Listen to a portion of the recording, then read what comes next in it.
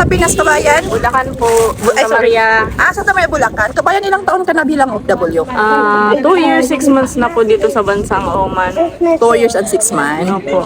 Kabayan, ang tanong ko sa iyo, kung magkano gusto mong ipon para masabi mo na pwede ka nang mag-for good sa Pinas? Mahirap.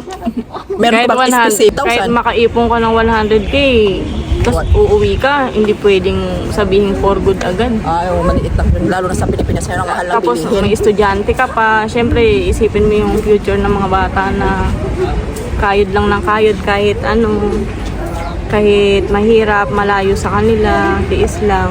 Para di naman sa kinabukasan nila yun. Tama.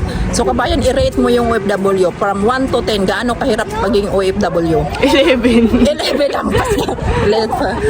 Ang hirap makisama sa ibang lahi, ibang bata, yung anak mo hindi mo maalagaan, tapos ibang bata, kailangan focus ka kasi bawal magpabaya kasi hindi mo nga anak, kung may mangyari sa kanila, apektado ka rin, ganyan. Grabe, no? Sobrang hirap talaga mag-OFW kasi pamilya natin, nalalo tayo sa pamilya natin, tapos mag-alaga pa tayo ibang pamilya. Pero alam naman natin mga Pinoy, di ba? Kakayanin natin para sa pamilya. So, kabayan, advice mo na lang sa mga gustong mag-OFW. Anong baunin nila pagdating sa, bago umalis sa Pinas? Anong gusto mong baunin?